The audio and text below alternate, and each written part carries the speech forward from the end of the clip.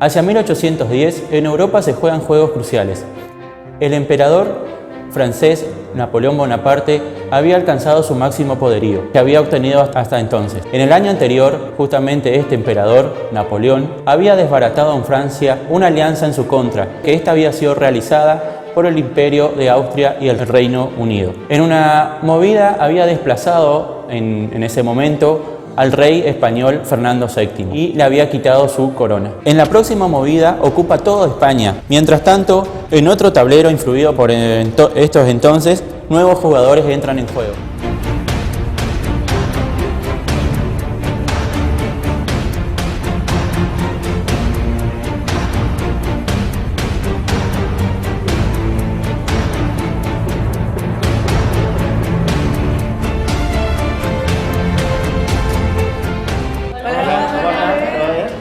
Objetivo del juego. El juego pone el escenario del conflicto bélico entre revolucionarios y realistas, que tiene lugar a partir de 1810 en el continente sudamericano.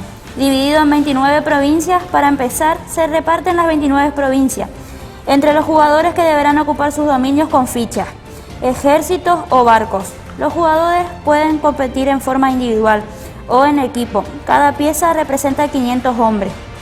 Para 1810 la relación de fuerzas en el continente era la siguiente. Caracas, que era revolucionaria, tenía 2.500 soldados, o sea que le tienen que poner 5 fichas. Hacia 1810, América quedó dividida en dos partes. Por un lado los revolucionarios y por el otro los leales al Consejo de Regencia, que prontamente fueron conocidos como los realistas. Los revolucionarios querían mayor autonomía adentro del imperio y autogobernarse hasta que volviera el rey. Acá tenemos que tener en cuenta que al principio ellos no buscaban una independencia. Victoria total de Napoleón Bonaparte en España. Luego de conquistar el país, los franceses invaden Portugal. Por eso las juntas que se formaron en ese momento lo hicieron en nombre de Fernando VII. Sin embargo, al poco tiempo comenzaron los enfrentamientos entre estos bandos. Los revolucionarios querían que todos los territorios tomaran la misma decisión que ellos, mientras que los realistas consideraban que los otros eran rebeldes y por lo tanto habían que castigar. La guerra que empezó entre ambos bandos a largo plazo dio lugar a la independencia de distintos países latinoamericanos y por lo tanto se la conoce como Guerra de la Independencia. Buenos Aires revolucionario, 6 fichas.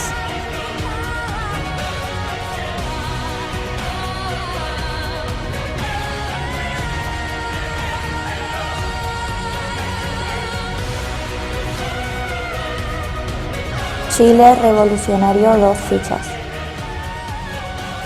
Bueno, empezamos.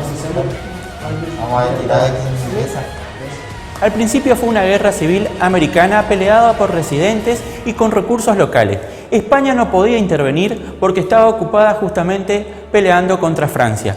Además, fue una guerra que no tuvo un mando centralizado, no estuvo unificada, en el cual cada gobierno fue tomando sus decisiones propias sin consultar con ninguno de los otros gobiernos.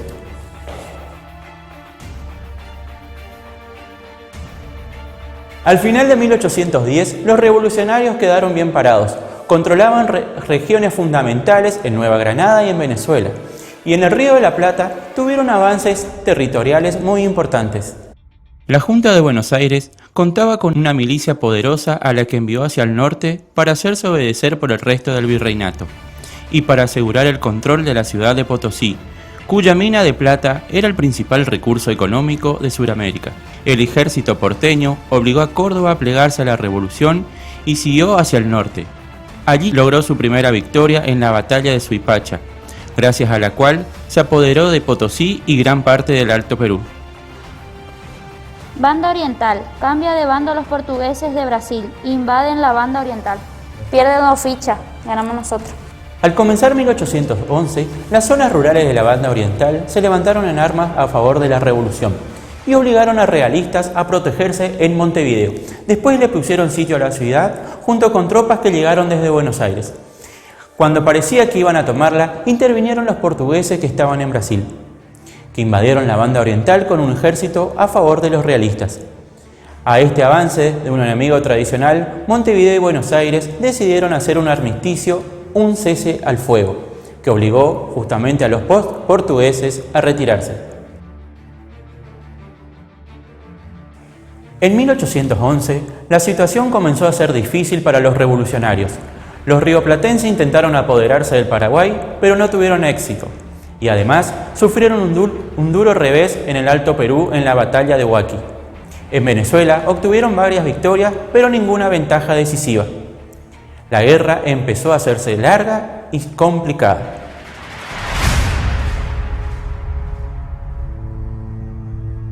En julio de 1811, los venezolanos dieron un paso fundamental.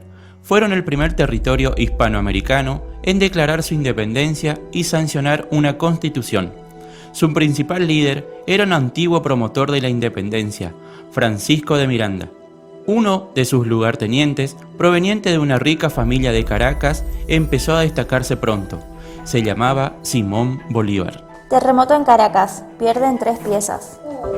El terremoto que sufrieron Caracas y otros territorios revolucionarios al comenzar 1812 fue fatal para su causa. Las zonas realistas no fueron afectadas y para muchos, estimulados por curas contrarrevolucionarios, quedó claro que Dios se oponía a la revolución. La desorganización y desmoralización que siguieron al terremoto facilitaron la reconquista por parte de los realistas, que avanzaron desde el oeste y pusieron fin a la Primera República Venezolana. Es un desastre, levanta carta. Napoleón invade Rusia con un gran ejército de 650.000 hombres. Los franceses retroceden. La ofensiva realista partió de Maracaibo, venció a los revolucionarios y reconquistó Caracas. Así los realistas recuperaron Venezuela. También volvieron a gobernar sobre Quito, derrotada por un ejército enviada desde Perú. En el Río de la Plata conquistaron Salta y siguieron avanzando en dirección sur hacia Tucumán. El ejército realista avanzó desde el norte y penetró profundamente en el virreinato del Río de la Plata, ante lo cual el triunvirato, el gobierno rioplatense, decidió que el ejército del norte revolucionario se retirara hasta Córdoba para dar ahí una batalla en mejores condiciones que las que podía dar en ese momento. Sin embargo, el jefe del ejército del norte, Manuel Belgrano, decidió dar la batalla delante de la ciudad de Tucumán, que lo apoyó activamente, y organizó las tropas de la siguiente manera. En los flancos ubicó a la caballería, en los costados, y en el medio 3 columnas de infantes. Detrás la reserva, y en el medio de los cuerpos de infantería ubicó la artillería, algo bastante habitual, para apoyar el ataque. De hecho, fue la artillería la que abrió la batalla bombardeando las posiciones realistas, quienes lanzaron un ataque a la bayoneta de su infantería. En ese momento la caballería revolucionaria lanzó un ataque fulminante que logró dispersar a la caballería enemiga. Y esto era precisamente lo que hacía la caballería en estas batallas, intentar confundir, intentar desorganizar. Eso lograron dispersándolos y llegando hasta su retaguardia, en la cual la tropa del Ejército del Norte, que tenía muy poca disciplina y estaba recientemente formada, se dedicó básicamente a saquear las posesiones enemigas, las armas, las municiones, el dinero, y el ataque se desorganizó. Del otro lado de la batalla estaba pasando lo contrario. El avance realista al principio fue bastante exitoso, luego los revolucionarios se recuperaron y lograron ganar parte del terreno y se formó un fuerte entrevero en el cual no estaba muy claro quién se iba a imponer.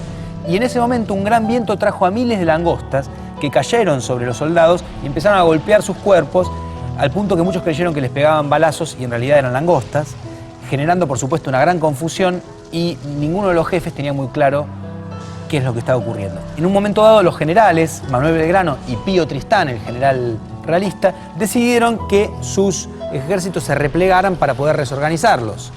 Eso fue lo que hicieron y no estaba muy claro quién había ganado y quién no. Belgrano retrocedió sobre la ciudad de Tucumán y Tristán avanzó amenazando con tomar la ciudad, se dio cuenta que no podía hacerlo y finalmente decidió retirarse, dejando después de la batalla unos 450 muertos contra unos 65 que hubo entre los revolucionarios que quedaron dueños del campo de batalla y pudieron a partir de entonces volver a avanzar hacia el norte del virreinato. Por eso la batalla de Tucumán fue la más importante de las que se libraron en el actual suelo argentino en la Guerra de Independencia. Durante la guerra los revolucionarios no solo lucharon contra los realistas, sino también entre ellos. Los cambios de gobierno y el reemplazo de los grupos unos por otros fueron comunes en toda la región, trajo enfrentamientos entre ellos. En el Río de la Plata, la banda oriental y el litoral comenzaron a enfrentarse con el centralismo de Buenos Aires, que tomaba decisiones sin consultar. Por eso los diputados orientales no fueron aceptados en el Congreso, que se conoció como la Asamblea del año 13. La mayoría de los diputados que concurrieron estaban a favor de declarar la independencia. Sin embargo, no se animaron a dar ese paso. ¿Por qué los revolucionarios no declararon la independencia? Principalmente porque la situación estaba cambiando en Europa, y lo que poco antes parecía imposible, ahora ocurría. Napoleón empezó a perder. En 1812 invadió Rusia y debió abandonarla con su ejército derrotado por los rusos y el invierno. Mientras tanto, los españoles y sus aliados, británicos, iban recuperando palmo a palmo el territorio español. En 1814, Europa se unió contra el emperador francés. Una gran alianza de rusos, austríacos, prusianos, suecos, portugueses, españoles y británicos atacaron y derrotaron a Napoleón, obligándolo a abdicar. Las monarquías absolutistas fueron las grandes ganadoras y declararon que cualquier gobierno surgido de una revolución era ilegítimo y debía ser destruido. Por supuesto, esas noticias no eran muy buenas para los hispanoamericanos, que en general comenzaron a moderar sus posturas. Para colmo, en 1814, Fernando VII volvió al trono de España. Tras ser totalmente derrotados en Rusia, Napoleón es rescatado, los franceses son derrotados en España, que es reconquistada por las fuerzas hispano-inglesas. En 1813, los revolucionarios habían vuelto a progresar. Bolívar lanzó desde Nueva Granada una ofensiva que fue llamada la Campaña Admirable, tras la cual reconquistó Caracas e instaló la Segunda República Venezolana. Los rioplatenses triunfaron en la batalla de Salta sobre los realistas y volvieron a avanzar hacia el norte, apoderándose de Potosí. Pero la expedición terminó mal. Fueron derrotados en Vilcapugio y Ayohuma y debieron retornar a Salta. El enfrentamiento de Buenos Aires con el litoral y la banda oriental se agudizó. Estos últimos formaron la Liga de los Pueblos Libres y se separaron de las Provincias Unidas del Río de la Plata. Por su parte, Paraguay, que había dejado de ser realista, se desvinculó completamente del resto y se mantuvo aislado. Los realistas recuperaron la iniciativa en 1814. Desde Perú, invadieron Chile y terminaron con su revolución. Muchos chilenos escaparon a Mendoza. En Venezuela, desde la región del Apure, los llaneros derrotaron a Bolívar y pusieron fin a la Segunda República. Sin embargo, Buenos Aires logró un éxito importante, que Montevideo se rindiera. ¿En qué año estamos? 1814.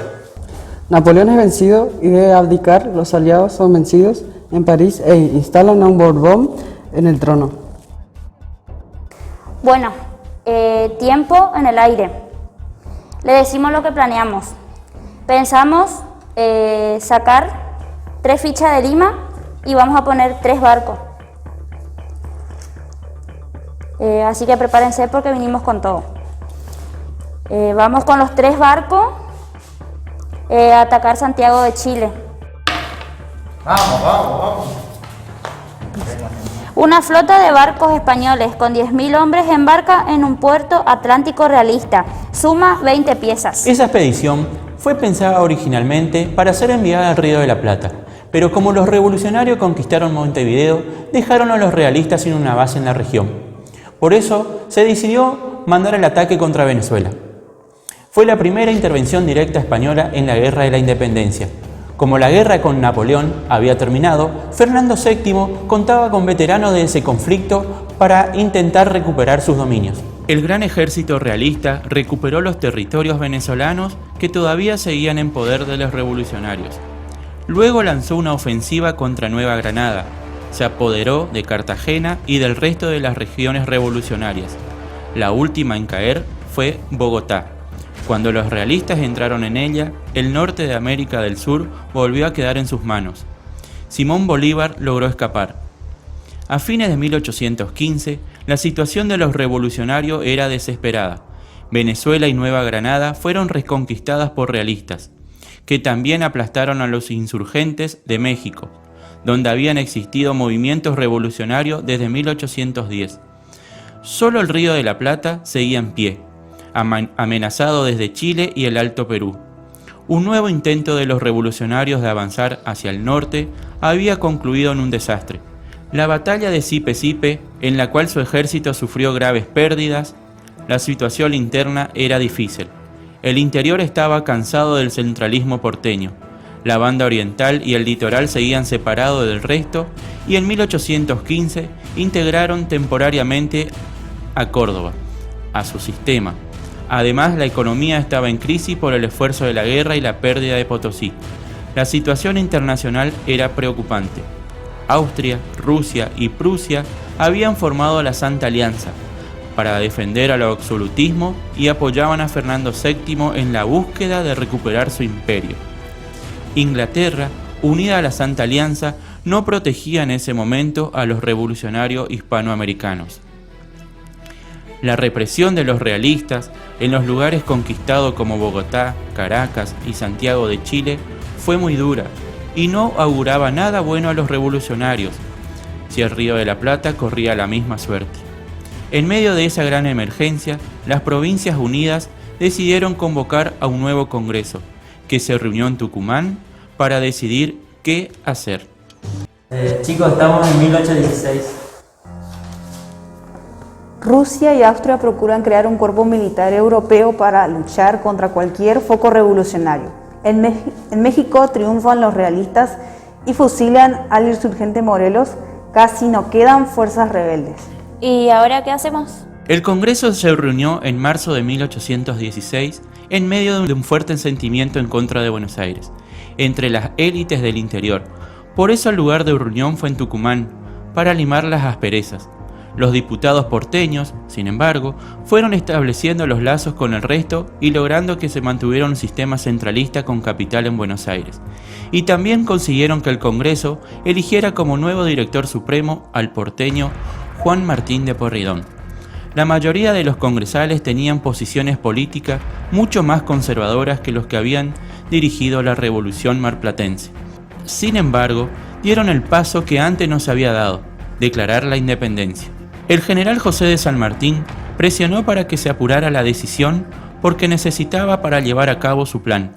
Este consistía en dejar de atacar a los realistas en el Alto Perú, donde 3 ofensivas de los revolucionarios habían sido derrotados para avanzar desde Chile, y desde allí invadir Perú, el gran baluarte realista. No era lo mismo atacar Chile con el ejército del rey que como el ejército de un país independiente luchando contra España. Finalmente, el 9 de julio de 1816, el Congreso declaró la independencia de una nueva nación, que era libre e independiente de los reyes de España. Los juegos de estrategia permiten simular un enfrentamiento. En cada jugada influyen tanto la rapidez de la respuesta o el azar, como las alianzas adecuadas en el momento correcto. Pero finalmente el juego termina, los jugadores se despiden y se van. La guerra por la independencia no fue un juego. La declaración del 9 de julio de 1816 no terminó con el proceso independentista, pero lo profundizó. Los protagonistas sabían que después de eso no había manera de volver atrás. Era lo único que tenían en claro. No sabían cuál iba a ser el territorio, cómo iba a ser la forma de gobierno, ni siquiera cuál iba a ser el nombre del país. Ahora sí lo sabemos. Acababan de dar un paso fundamental en la construcción de lo que ahora es la República Argentina.